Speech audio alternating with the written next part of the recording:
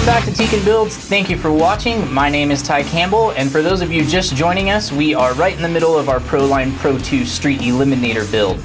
Now, a quick recap of last week. The Street Eliminator is a short course chassis that we've narrowed up. We've put Pro-Line Hoosier drag slicks on the front and the rear. The rear are a 2.2 wheel / 3.0 inner wheel, so a normal short course style wheel, and the tire is a slick drag radial. On the front, we've got a 2.2 buggy sized front wheel and tire combo, also with a Hoosier drag slick. We made great progress in getting the car narrowed up to Traxxas Bandit width using a combination of RPM, Traxxas, Pro-Line, and MIP parts. Now we're going to take a look at some of the electronics that we're going to install in this car, starting with the speed controller. The speed controller I've chosen is an RS Pro Black Edition. A lot of guys are running this in drag cars with a lot of success. There are lots of FETs packed into this little guy. It is an extremely powerful controller and it's lightweight, so it should be perfect for our Street Eliminator.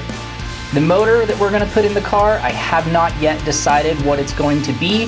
I've narrowed it down to either a Gen 3 4.5 turn, or we're going to try something different and use a Pro 2 4-pole short course motor. Now again, I don't know which one we're going to end up going with, but that's the whole fun part about drag racing, is the testing and the tuning and finding out different setups. Servo is already in the car. It was in it when we started the swap from Pro 2 SCV because it was a show car before, but it is a Tekin T130 speed servo. We don't need a whole ton of torque in a drag car like this. I think having a really quick reactive servo is going to help us keep this car between the rails. We're also going to throw a HotWire 3.0 in this car so that we can do some tuning on the fly via Bluetooth from Android and Apple devices, so we won't have to lug a laptop to the track or anything like that, and we can just connect to the car out on the street after making a test hit and change something if we wish to. Let's get some electronics installed in this car so we can see what we're working with.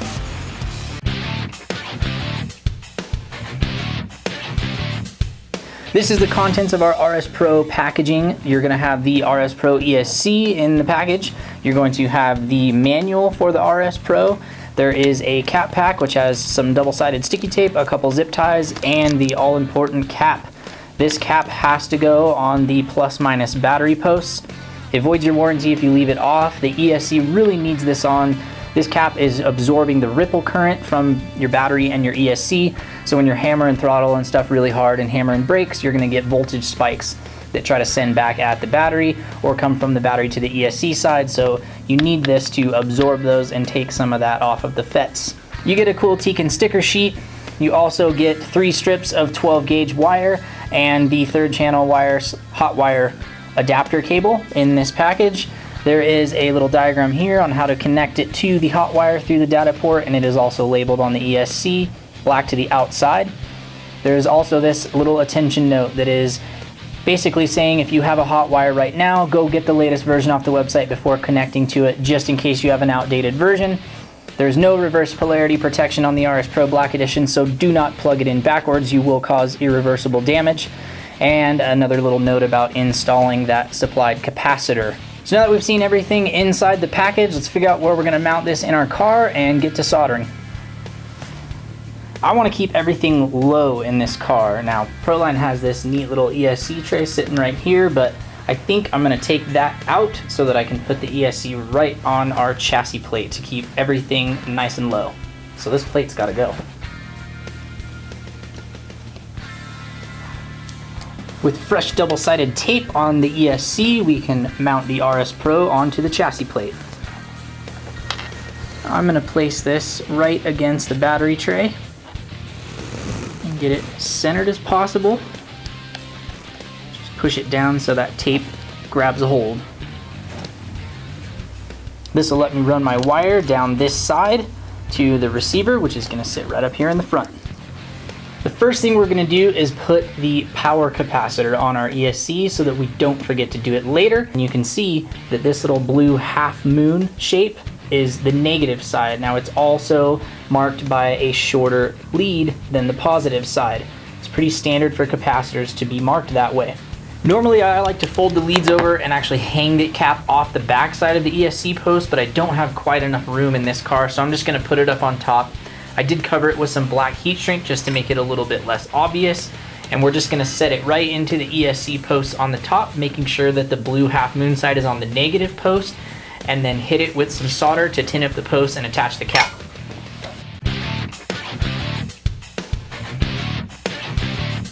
I get a lot of questions about soldering techniques and the equipment that I use when I'm doing my soldering.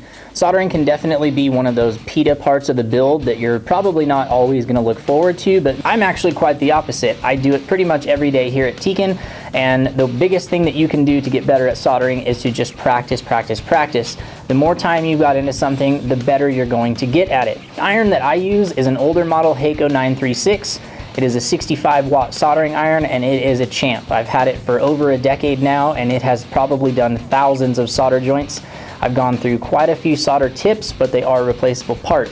I typically solder at about 750 degrees, and the solder that I use is made by Kester. It is the Kester 44, which is a rosin core lead solder. Rosin core lead solder is going to allow the solder to flow more easily. You don't have to have such high temps like silver solder, and you're going to get better joints, especially if you're a little bit on the inexperienced side. Along with the iron and the solder, I also have a little tool. This thing is awesome. This is called the Jigs Up. This is a nice little solder jig for holding your plugs, your bullet plugs. It's got alligator clips, so you can hold pieces of wire for tinning and stripping and all that good stuff. Very handy little jig to have. I also use a pair of needle nose pliers for holding any solder joints when I'm soldering them up, just because they do get quite hot. And the last part is a good set of wire strippers and cutters. This is going to help you cut your wires and strip your wires depending on what gauge you have. There's usually 4 or 5 different options on each stripper so that you can pick 14, 12, 10. In our instance today, we're going to use the 12 gauge. All the right tools makes a world of difference in soldering, so make sure that you have them before you start. Get the right solder, make sure you've got a nice powerful soldering iron, and it's going to make your life a lot easier. The last thing to do to tidy up our wiring job for the ESC install is to plug in the center harness. And then when everything is all said and done, I actually like to mark my bullet connectors. I've done this a couple different ways, but I've just started coloring the top of them with some Sharpie marker. So all the soldering is done. We've got our battery leads connected to the battery, our motor leads connected to our motor, and I hooked up the sensor cable. To get the car running, we're gonna have to install a receiver. We've got a Spectrum SR315 3-channel receiver that I'm gonna use in this chassis. So all I have to do is stick it down to the chassis behind the servo, and then we can go ahead and bind it up to our transmitter and see if this thing runs. And remember, when you plug these in, it's 1 to turn, 2 to burn. So the servo is going to go in channel 1, which is labeled STR, and the speed control is going to go in channel 2, which is the throttle, which is labeled THR. Now we're going to bind the receiver to the transmitter. This is real easy on these new Spectrums. We just are going to press and hold while we turn on power. Orange light will begin to blink. We can go to bind in our transmitter.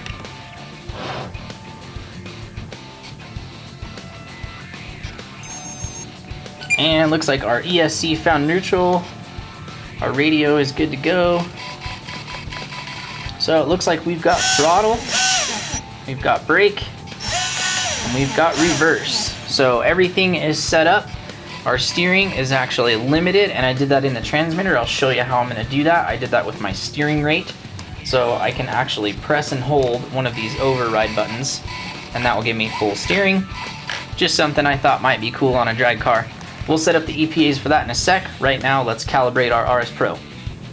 Calibrating Tekin speed controls is the same process across the board for all the speed controls we currently offer. To calibrate, you'll want to power the ESC on. Should come up in neutral. You'll see the blinky mode indicator in neutral, and then it'll flash the temperature monitor every 2 or 3 seconds. To calibrate, all we do is press and hold the mode button. Once you hear that chime, it's going to look for neutral first, then full throttle, so pull and hold full throttle. Now it's going to look for full brake, pull and hold full brake. You should hear all of those chimes, and then it should go back to neutral.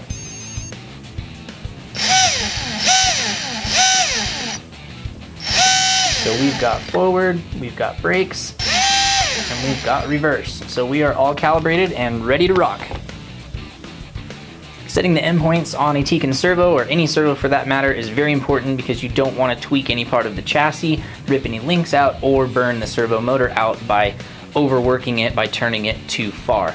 If you're turning it farther than the physical stops on the car, you're going to waste a lot of power and the servo's probably going to get hot, and chances are you will burn one up eventually. So you can do this on the transmitter or through the Tekin HotWire, and we'll show you how to do it on the transmitter real quick. So with the car on and the radio on, we're just going to turn full left, and it looks like we're pretty good on left. Nothing's binding. See if we can take the travel up a little bit, and there we go. It's hitting the physical stops now. So we can go to the right, and yep, it's going just a little bit too far. So we'll take that travel down just a bit until the servo quits humming. So now we've got our full left and right travel, and our APAs are in a safe point.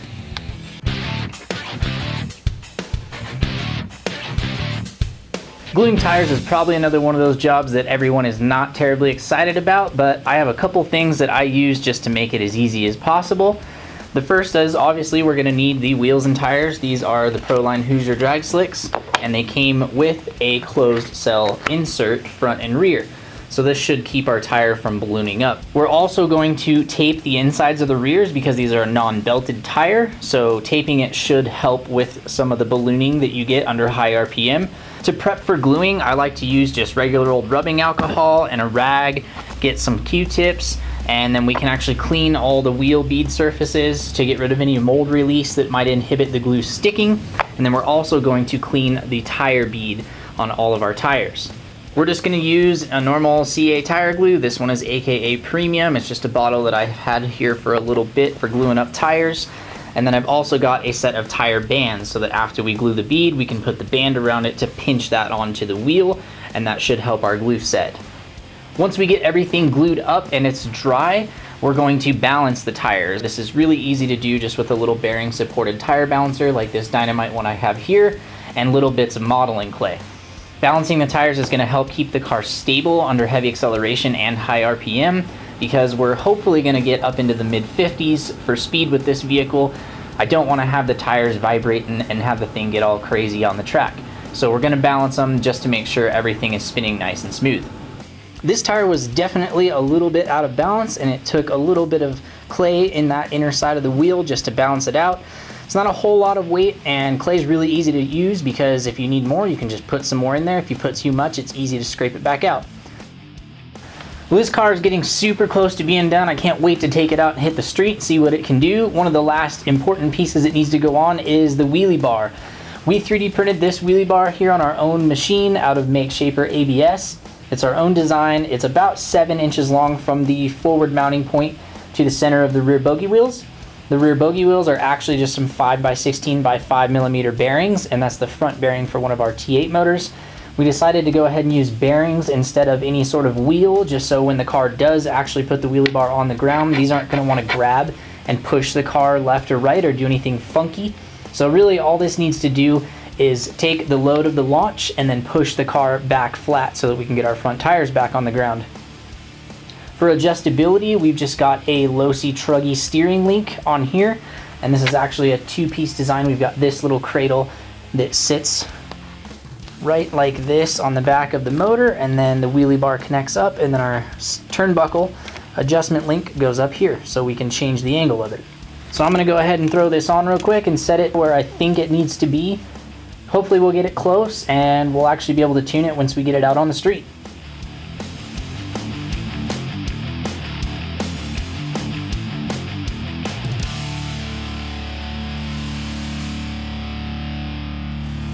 The last big project on our Eliminator is painting up the Pro-Line Octane body. Always want to wash the body to get the mold release out of the plastic so that your paint can adhere properly and you get a nice smooth paint job. I went with Tamiya PS19, which is the camel yellow. It's the same color that I painted the Vanquish VS410 Pro Origin body, and I really like this color. It's kind of color changing. It looks a little bit orange in dark light and kind of a bright yellow out in the sunlight.